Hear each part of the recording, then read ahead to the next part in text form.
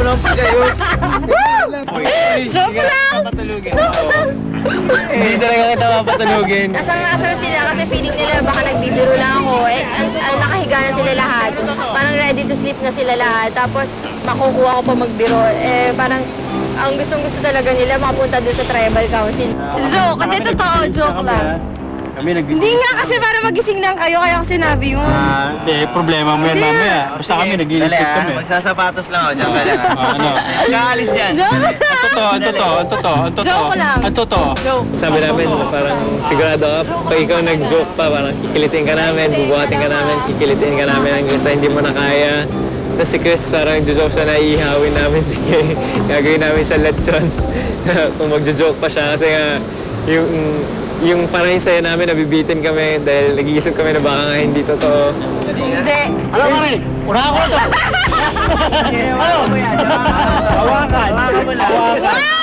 Dadali ka na kami sa dilim. Ganda lang. Ano? Ano to? Totoo. Sige. Sige.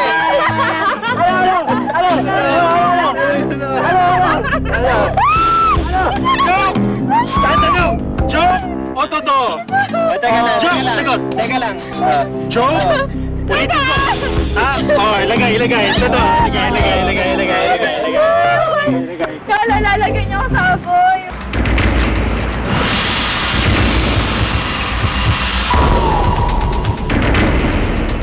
Charakai, welcome to Tribal Council. Pakipwesto yung mga sulo. Maupo at magsimulan tayo. Muli, nasa Tribal Council kayo. Hindi ko maintindihan kung paano ang isang tribo mula sa pinakamalakas, 5 dire-diretsong panalo, bigla na lang, hindi ko alam, nawalan ba ng fire? Nawalan ba ng inspirasyon? Jace, sa tingin mo ano nangyari? Sa tingin ko, hindi ko ma-explain. But sa tingin ko, it's just that more guys there. But today, it proved that it didn't matter kung more guys there or not. Pero, hindi ko alam. So, kaling i-discard nila sa tingin ko. Marlon, gano'n ko frustrating para sa'yo na nakikita mo yung Jarakai. Mula sa simula, eto, malakas, kinatatakutan, marami mga nagsasabing, ay nako, mukhang dehadong-dehado ang naak. At ngayon, lilima na lang kayo. Tingin ko sa strategy talaga yung natalo kami. Nadihado kami sa strategy pero medyo kulang ng onting communication. Yun yung nakikita ko talagang punto na kung bakit natatalo kami. Kung lakas naman kasi, meron din kami mga lakas eh. Pero naalala mo the last time nag-tribal council tayo, tinanong ko sa'yo, anong isang bagay na gusto mong gawin? At sinabi mo maligo. Nagkaroon ng ligo reward. Gaano kahirap para sa'yo na hindi nanalo ang tribo mo at sa ilang sandali inapanood mo rin yung kabilang tribong nag-enjoy at naliligo? Sinabi ko na lang sa sarili ko since parang day 70 na wala pa rin kami ganong pagkakataon ng mga paligo ng fresh water, walang soap. So parang natiis namin yung ganong day. So parang sige, mag-iis na lang din kami sa mga susunod na araw. So parang sige, okay lang, shower lang naman yun. So gano'n na lang para mas maluwag na gabi. Sa ngayon, para sa'yo, personally, ano yung pinakamahirap na bagay tungkol dito sa ginagawa natin?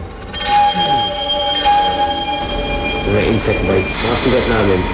Sobrang 24 hours kami nagkakamot na parang talagang sobrang kate, sobrang hindi lang makate, mahapde, masakit. Parang nakakaubos ng pasensya, parang gano'n. So, most of the time, parang may naulo ko, parang gano'n. Charisse, may punto bang dumating sa camp life stay mo na napaisip ka na, ano bang ginagawa ko dito? Tama bang ginagawa ko? Gaya nung sinabi ni Jace, nahihirapan talaga ako yung mga insect bites. So, parang paminsan yun na lang, parang, oh Lord, nakikita ko, ibang-iba na talaga yung issura ko from when I was back in Manila. Tapos parang, wala lang. Kasi sabi ko, ayoko na lang tignan ng sarili ko or nakita yung mga kagat para hindi ko na maisip na, ano ba to, ano ba, bakit ako nandito ngayon. Pero, other than that, okay pa ako. Kasi kaya ko pa. Nikki, may issue ka ba sa insect bites? Alam ko wala. Ha? Sangre? Hindi tinatablan ng mga insect. Kasi ano eh, alam mo na may mga nagko-call server, ganyan, or mga ads, or mga music. Pero wala akong ano na kamutin. Parang wala na. Hindi ko ganyan, kaya hindi masyado na. Sangre, sino nagpauso ng salitang yun?